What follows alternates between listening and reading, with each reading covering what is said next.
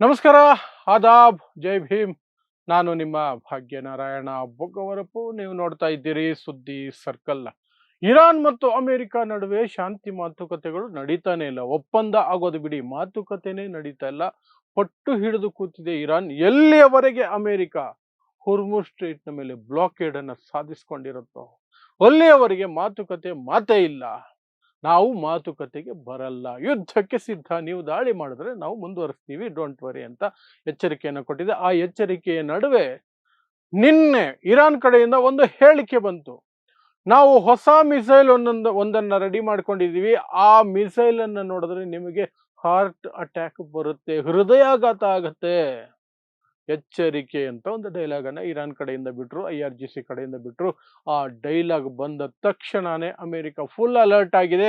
ಅಮೆರಿಕದ central committee ಏನಿದೆ, war room committee, ಯುದ್ಧಕ್ಕೆ ಅಂತಲೇ ಒಂದು ಡಿಪಾರ್ಟ್ಮೆಂಟ್ ಮಾಡಿ ಇಟ್ಕೊಂಡು ಕೂತ್ಕೊಂಡಿದ್ದಾರೆ. ಟ್ರಂಪ್ಗೆ ಬೇರೆ ಕೆಲಸ ಇಲ್ವಲ್ಲ, ಯುದ್ಧ ಮಾಡೋದ ಕೆಲಸ ತಾನೆ. ನಾವು ಹೇಗೆ ಇಲ್ಲಿ ಎಲ್ಲದಕ್ಕೂ ಒಂದು ಸಹ ಒಂದೊಂದು ಮಿನಿಸ್ಟ್ರಿ ಇಟ್ಕೊಂಡಿದ್ದೀವೋ, ಸಾರಿಗೆಗೊಂದು, ಇನ್ಯಾವುದಕ್ಕೋ ಒಂದು, ಮೀನುಗಾರಿಕೆಗೆ, ಕೃಷಿಗೆ, ಹಣಕಾಸಿಗೆ ಮಿನಿಸ್ಟ್ರಿ ಇದ್ದಂಗೆ ಅಲ್ಲಿ ಯುದ್ಧಕ್ಕೆ ಅಂತ ಒಂದು ಮಾಡ್ಕೊಂಡಿದ್ದಾರೆ ಡಿಪಾರ್ಟ್ಮೆಂಟ್. ಆ ಯುದ್ಧದ ಡಿಪಾರ್ಟ್ಮೆಂಟ್ ನ ಸೆಂಟ್ರಲ್ ಕಮಿಟಿ ಸರ್ಕಾರಕ್ಕೆ ಮನವಿ ಸಲ್ಲಿಸಿದೆ, ಟ್ರಂಪ್ ಸರ್ಕಾರಕ್ಕೆ, ನಮಗೆ ಈ ಡಾರ್ಕ್ ಈಗಲ್ ಮಿಸೈಲ್ ಅನ್ನು ಬಳಸೋದಕ್ಕೆ ಒಪ್ಪಿಗೆ ಕೊಡಿ ಅಂತ. ಏನಿದು ಡಾರ್ಕ್ ಮಿಸೈಲ್, ಎಷ್ಟು ಅಪಾಯಕಾರಿ ಇದು ಅಮೆರಿಕದ ಹೊಸ ಮಿಸೈಲ್. ಅದು ಇನ್ನೂ ಸಹ ಟೆಸ್ಟಿಂಗ್ ಅನ್ನು ಸಹ ಕಂಪ್ಲೀಟ್ ಮಾಡಿಲ್ಲ. ಹೇಗೆ ಹಿರೋಶಿಮಾ ನಾಗಾಸಾಕಿ ಮೇಲೆ ಅರೆಬರೆ ಟೆಸ್ಟ್ ಆಗಿದ್ದಂತಹ ನ್ಯೂಕ್ಲಿಯರ್ ಬಾಂಬ್ಗಳನ್ನ ಹಾಕಿದ್ರು, ಅದೇ ರೀತಿ ಅರೆಬರೆ ಟೆಸ್ಟಿಂಗ್ ಆಗಿರುವಂತಹ ಈ ಡಾರ್ಕ್ ಈಗಲ್ ಅನ್ನುವಂತಹ ಮಿಸೈಲ್ ಅನ್ನ ಬಳಸೋದಕ್ಕೆ ಅವಕಾಶ ಕೊಡಿ ಇರಾನ್ ವಿರುದ್ಧ ಅಂತ ಸೆಂಟ್ರಲ್ ಕಮಿಟಿ ಕೇಳ್ಕೊಂಡಿದೆ. ಸೊ ಈ ಡಾರ್ಕ್ ಈಗಲ್ ಮಿಸೈಲ್ ಬಗ್ಗೆ ನಮಗೆ ಎಷ್ಟು ಮಾಹಿತಿ ಇದೆ ಅದನ್ನ ತಿಳಿಸ್ತೀನಿ. ಅದರ ರೇಂಜ್ ಏನು, ಅದರ ಶಕ್ತಿ ಏನು, ಅದರ ಸ್ಪೀಡ್ ಏನು ತಿಳಿಸುವಂತಹ ಪ್ರಯತ್ನವನ್ನು ಮಾಡ್ತೀನಿ ಈ ವಿಡಿಯೋದಲ್ಲಿ. ಸೊ ನಾನು ಆರಂಭದಲ್ಲಿ ಹೇಳ್ದಂಗೆ, ಈಗೇನೋ ಸೀಸ್ ಫೈರ್ ಇದೆ, ಇನ್ಡೆಫಿನಿಟ್ ಸೀಸ್ ಫೈರ್. ಅಮೆರಿಕಾಗೆ ವಿಧಿ ಇರಲಿಲ್ಲ, ಯುದ್ಧ ಮಾಡೋ ಧೈರ್ಯ ಇರಲಿಲ್ಲ, ಹಾಗಾಗಿ ಅದಕ್ಕೊಂದು ಡೇಟ್ ಇಲ್ಲ. ಈಗ ಒಪ್ಪಂದ ಆಗುವವರೆಗೆ ಅನಿರ್ದಿಷ್ಟ ಅವಧಿಗೆ ಒಂದು ಯುದ್ಧ ವಿರಾಮವನ್ನು ಘೋಷಣೆ ಮಾಡಿತು ಅಮೆರಿಕ. ಆ ಸಂದರ್ಭದಲ್ಲಿಯೇ ಪಾಕಿಸ್ತಾನದ ಮೂಲಕ ಇರಾನ್ ಜೊತೆಯಲ್ಲಿ ಮಾತುಕತೆ ಮಾಡುವಂತಹ ಪ್ರಯತ್ನವನ್ನ ನಿರಂತರವಾಗಿ ಪ್ರತಿ ದಿನ ಮಾಡ್ತಿದೆ. ಬಟ್ ಇರಾನ್ ಮಾತುಕತೆಗೆ ಒಪ್ತಾನೆ ಇಲ್ಲ. ಇರಾನ್ದು ಒಂದೇ ವಾದ, ಹುರ್ಮುಜ್ ಇಂದ ಹಿಂದೆ ಹೋಗಿ ಆ ನಂತರ ಮಾತುಕತೆ ಬಗ್ಗೆ ಮಾತಾಡೋಣ, ಅದು ಬಿಟ್ಟು ನೀವು ಅಲ್ಲೇ ಇದ್ಕೊಂಡು ಮಾಡ್ತೀನಿ ಅಂದ್ರೆ ಮಾಡೋದಿಲ್ಲ, ನಾನು ನಿಮ್ಮ ದೋಣಿ ಹಡಗುಗಳ ಮೇಲೆ, ಯುದ್ಧ ನೌಕೆಗಳ ಮೇಲೆ ದಾಳಿ ಮಾಡೇ ಮಾಡ್ತೀವಿ ಅಂತ ಇರಾನ್ ಹೇಳ್ಕೊಂಡಿದೆ. ಅದೇ ರೀತಿಯಾಗಿ ಸಣ್ಣ ಪುಟ್ಟ ದಾಳಿಗಳನ್ನ ಮಾಡ್ತಾನೂ ಇದೆ ಸಹ. ಇವತ್ತು ಬಗ್ದಾದ್ನಲ್ಲಿರುವಂತಹ ಎಂಬಸಿ ಮೇಲೆ ಮತ್ತೆ ಡ್ರೋನ್ ಅಟ್ಯಾಕ್ ಅನ್ನ ಮಾಡಿದೆ ಇರಾನ್. ಮತ್ತೆ ಅಟ್ಯಾಕ್ ಮಾಡಿದೆ, ಮತ್ತೆ ಒಂದಷ್ಟು ಹಾನಿಯನ್ನು ಮಾಡಿದೆ ಆ ಎಂಬಸಿಗೆ. ಇದರ ನಡುವೆ ನಿನ್ನೆ IRGC ಮತ್ತು ಇರಾನ್ ಒಂದು ಸ್ಟೇಟ್ಮೆಂಟ್ ಅನ್ನು ಬಿಡುಗಡೆ ಮಾಡಿದ್ರು.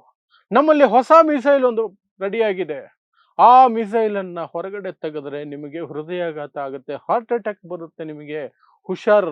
ನಮ್ಮ ಜೊತೆ ನಮಗೇನಾದ್ರೂ ಕಿರುಕುಳ ಕೊಟ್ರೆ, ಮತ್ತೆ ದಾಳಿ ಮಾಡಿದ್ರೆ ನಿಮ್ಮ ಕತೆ ಈ ಬಾರಿ ಮುಗಿಸೇ ಬಿಡ್ತೀವಿ ಅಂತ ಅಮೆರಿಕಾಗೆ ಎಚ್ಚರಿಕೆಯನ್ನ ಕೊಟ್ರು. ಆ ಎಚ್ಚರಿಕೆಯ ಬೆನ್ನಲ್ಲೇ ಅಮೆರಿಕದಲ್ಲಿರುವಂತಹ ವಾರ್ ಡಿಪಾರ್ಟ್ಮೆಂಟ್ ನ ಸೆಂಟ್ರಲ್ ಕಮಿಟಿಯವರು ಟ್ರಂಪ್ ಸರ್ಕಾರಕ್ಕೆ ಒಂದು ಮನವಿಯನ್ನು ಸಲ್ಲಿಸಿಕೊಂಡಿದ್ದಾರೆ. ಈ ಡಾರ್ಕ್ ಈಗಲ್ ಅನ್ನುವಂತಹ ಮಿಸೈಲ್ ಅನ್ನೊಂದನ್ನ ನಾವು ರೆಡಿ ಮಾಡ್ಕೊಂಡಿದೀವಲ್ಲ, ಇನ್ನು ಪೂರ್ತಿ ಟೆಸ್ಟಿಂಗ್ ಆಗಿಲ್ವಲ್ಲ, ಅದನ್ನ ಪೂರ್ತಿ ಟೆಸ್ಟಿಂಗ್ ಆಗಿಲ್ಲ ಅಂದ್ರೂ ಪರವಾಗಿಲ್ಲ, ಬಳಸೋದಕ್ಕೆ ನಮಗೆ ಅವಕಾಶ ಮಾಡಿಕೊಡಿ, ಬಳಸೋದಕ್ಕೆ ಅನುಮತಿ ಕೊಡಿ ಅಂತ ಸರ್ಕಾರಕ್ಕೆ ಮನವಿಯನ್ನು ಸಲ್ಲಿಸಿಕೊಂಡಿದ್ದಾರೆ. ಸೊ ಏನಿದು dark eagle? Dark eagle hypersonic missile. ಇದು ಅಂದ್ರೆ ಶಬ್ದಕ್ಕಿಂತ ವೇಗವಾಗಿ ಚಲಿಸುವ ಶಕ್ತಿ ಇರುವಂತಹ ಒಂದು, ಇದರ ಸ್ಪೀಡು ಸುಮಾರು 3800 ಕಿಲೋಮೀಟರ್ ಪ್ರತಿ ಗಂಟೆ. ಒಂದು ಗಂಟೆಗೆ 3800 ಕಿಲೋಮೀಟರ್ ಟ್ರಾವೆಲ್ ಮಾಡುತ್ತೆ. ಅಷ್ಟು ಶಕ್ತಿಯುತವಾದಂಥದ್ದು, ಅಷ್ಟು ಸ್ಪೀಡಲ್ಲಿ ಹೋಗುವಂಥದ್ದು. ಮತ್ತು ಅದರ ರೇಂಜ್ ಇದೆಯಲ್ಲ, ಎಷ್ಟು ದೂರ ಹೋಗಬಹುದು ಅಂದ್ರೆ 2700 ಕಿಲೋಮೀಟರ್ ದೂರ ಹೋಗಿ ಟಾರ್ಗೆಟ್ ಅನ್ನ ರೀಚ್ ಮಾಡಿ ಮಿಸೈಲು ಹೊಡೆಯುವಂತಹ ಕೆಪಾಸಿಟಿ ಇರುವಂತಹದ್ದು ಇದು. ಈ ಮಿಸೈಲು ಯಾವುದು? ಈ ಡಾರ್ಕ್ ಈಗಲ್ ಅನ್ನುವಂತಹ ಅಮೆರಿಕದ ಮಿಸೈಲ್. ಇದರ ಬೆಲೆ ಎಷ್ಟು ಗೊತ್ತಾ? ಕಾಸ್ಟ್ ಎಷ್ಟು ಗೊತ್ತಾ? ಅದನ್ನು ತಯಾರು ಮಾಡೋದಕ್ಕೆ $15 ಮಿಲಿಯನ್. ಒಂದೊಂದು ಮಿಸೈಲು, ಒಂದು ಮಿಸೈಲು $15 ಮಿಲಿಯನ್. ಅಂಥ ಪವರ್ಫುಲ್ ಆದಂತಹ ಮಿಸೈಲ್. ಇದನ್ನು ಬಳಸೋದಕ್ಕೆ ಅವಕಾಶ ಮಾಡಿಕೊಡಿ ಅಂತ. ಯಾಕೆಂದ್ರೆ ಈಗ ಏನಾದರೂ ಮಾಡಿ ಇರಾನನ್ನ ಬಗ್ಗು ಬಡಿಲೇಬೇಕು ಅಂತ ಟ್ರಂಪ್ ಪ್ರಯತ್ನ. ಆದರೆ ಯುದ್ಧ ಮಾಡುವ ಧೈರ್ಯ ಸಾಲ್ತಿಲ್ಲ. ಯಾಕಂದ್ರೆ 40 ದಿನ ನೋಡಿದ್ರಲ್ಲ ಹೇಗೆ ಇರಾನ್ ಈ ಕಡೆ ಅಮೆರಿಕದ ಮಿತ್ರ ದೇಶಗಳಾದಂತಹ ಅರಬ್ ರಾಷ್ಟ್ರಗಳನ್ನ ಕಾಡಿದ್ವು, ಈ ಕಡೆ ಇಸ್ರೇಲ್ ಅನ್ನ ಧ್ವಂಸ ಮಾಡಿದ್ವು. ಒಟ್ಟೊಟ್ಟಿಗೆ ಒಬ್ಬಂಟಿಯಾಗಿ ನಿಂತಹ ಇರಾನ್ ಒಂದು ಕ್ಷಣ ಕೂಡ ಹಿಂಜರಿಯದೆ ಹೆದರಿಕೆ ಏನು ತೋರಿಸ್ಲಿಲ್ಲ. ಅದು ನೇರ ಹೊಡಿತು, ಯುದ್ಧ ಮಾಡಿತು, ಸಮಕ್ಕೆ ಸಮಬಲ ಅಂತ ತೋರಿಸ್ತು. ನನಗೆ ಎಷ್ಟು ಪೆಟ್ಟು ಬೀಳುತ್ತೋ ನಿಮಗೂ ಅಷ್ಟೇ ಪೆಟ್ಟು ಕೊಡ್ತೀನಿ ಅಂತ ಈ ಕಡೆ ಹೊರ್ಮುಜ್ ಸ್ಟ್ರೈಟ್ ಕಂಪ್ಲೀಟ್ ಬ್ಲಾಕ್ ಮಾಡಿಡ್ತು. ಇಡೀ ಜಗತ್ತಿಗೆ ಸವಾಲ್ ಹಾಕ್ತು, ಬಿಡಿಸ್ಕೊಂಡು ಹೋಗಿ ನಿಮ್ಮ ಹಡಗುಗಳನ್ನ, ತಾಕತ್ತಿದ್ರೆ ನಿಮ್ಗೆ ಬಿಡಿಸ್ಕೊಂಡು ಹೋಗಿ ನೋಡೋಣ ಅಂತ ಹೇಳಿ ಸಮುದ್ರದ ಕೆಳಗೆ ಮೈನ್ಸ್ ಅನ್ನ ಹಾಸಿ ಅದು ಸಂಪೂರ್ಣವಾಗಿ ಬಂದ್ ಮಾಡಿ ಬಿಸಾಕಿದೆ. ಯಾವಾಗ ಇರಾನ್ ಈ ರೀತಿ ಮಾಡ್ತು, ಇರಾನ್ಗೆ ಬೇಕಾದ ಹಡಗುಗಳನ್ನ ಮಾತ್ರ ಬಿಡ್ತಾ ಇತ್ತಲ್ಲ, ಅದನ್ನು ಬಂದ್ ಮಾಡೋದಕ್ಕೆ ನಾವು ಬೇರೆ ದೇಶದ ಹಡಗನ್ನು ಬಿಡ್ತಾ ಇಲ್ವಲ್ಲ, ನೀವು ಬಯಸಿದ ಹಡಗು ಸಹ ಹೋಗಬಾರ್ದು ಅಂತ ಅಮೆರಿಕ ಈ ಕಡೆಯಿಂದ ಬ್ಲಾಕೇಡ್ ಮಾಡ್ಕೊಂಡು ಕೂತಿದೆ. ಆ ಕಾರಣಕ್ಕೇನೆ ಈಗ ಇರಾನ್ ಹೇಳ್ತಿರೋದು, ಅಮೆರಿಕ ಅಲ್ಲಿಂದ ವಾಪಸ್ ಹೋದ್ರೆ ನಾವು ಮಾತುಕತೆಗೆ ಬರ್ತೀವಿ, ಇಲ್ಲದೆ ಹೋದ್ರೆ ಬರಲ್ಲ ಅಂತ. ಅದರ ನಡುವೆನೇ ಇಷ್ಟೆಲ್ಲ ಆಗಿರೋದು. ಹೊಸ ಮಿಸೈಲ್ ಒಂದಿದೆ, ಅದನ್ನು ಹೊರಗಡೆ ತೆಗೆದ್ರೆ ನಿಮ್ಗೆ ಹಾರ್ಟ್ ಅಟ್ಯಾಕ್ ಆಗುತ್ತೆ ಅಂತ ಇರಾನ್ ಹೇಳಕ್ಕೆ, ಅದರ ತಕ್ಷಣವೇ ಅದರ ಕೆಲವೇ ಗಂಟೆಗಳಲ್ಲಿ ಅಮೆರಿಕದ ವಾರ್ ರೂಮ್ನಿಂದ ಅಥವಾ ವಾರ್ ಡಿಪಾರ್ಟ್ಮೆಂಟ್ನ ಸೆಂಟ್ರಲ್ ಕಮಿಟಿಯವರು ಸರ್ಕಾರಕ್ಕೆ ಮನವಿ ಸಲ್ಲಿಸಿದ್ದಾರೆ. ನಮ್ಮಲ್ಲಿ ಡಾರ್ಕ್ ಈಗಲ್ ಅಂತ ಪೂರ್ತಿ ಟೆಸ್ಟ್ ಆಗದೇ ಇರುವಂತಹ ಮಿಸೈಲ್ ಇದೆಲ್ಲ, ಅದನ್ನ ಬಳಸೋದಕ್ಕೆ ಅವಕಾಶ ಕೊಡಿ ಅಂತ. ಸೊ ಏನಾಗುತ್ತೋ ಗೊತ್ತಿಲ್ಲ, ಮಾತುಕತೆ ಆಗುತ್ತೆ ಆಗುತ್ತೆ ಅಂತ ಪ್ರತಿದಿನ ಹೀಗೆ ಮುಂದಕ್ಕೆ ಹೋಗ್ತಾ ಇದೆ. ಬಟ್ ಬೆದರಿಕೆಗಳು ಮಾತ್ರ ಅಮೆರಿಕ ಕಡೆಯಿಂದ ನಿರಂತರವಾಗಿ ಬರ್ತಾನೆ ಇದೆ. ಇರಾನ್ ಅನ್ನ ನಾಶ ಮಾಡಿ ಬಿಸಾಕ್ತೀವಿ ನೋಡ್ತಾ ಇರಿ ಅಂತ ಟ್ರಂಪ್ ಹೇಳ್ತಾನೆ ಇರ್ತಾರೆ. ಈ ಕಡೆ ಆ ಡೈಲಾಗ್ ಹೊಡೆದು ಆಫೀಸ್ ಕಡೆ ಹೋಗಿ ಪಾಕಿಸ್ತಾನಕ್ಕೆ ಫೋನ್ ಮಾಡಿ, ಅಯ್ಯ ಸ್ವಾಮಿ ನಿಮ್ ಕಾಲಿಗೆ ಬೀಳ್ತೀನಿ, ಮಾತುಕತೆಗೆ ಇರಾನ್ ಅನ್ನ ಒಪ್ಸಿ ಅಂತ ದುಂಬಾಲು ಬೀಳ್ತಾನೆ ಇರ್ತಾರೆ. ಇದಂತೂ ನಿರಂತರವಾಗಿ ಪ್ರತಿದಿನ ನಡೀತಾ ಇದೆ ಅಷ್ಟೇ.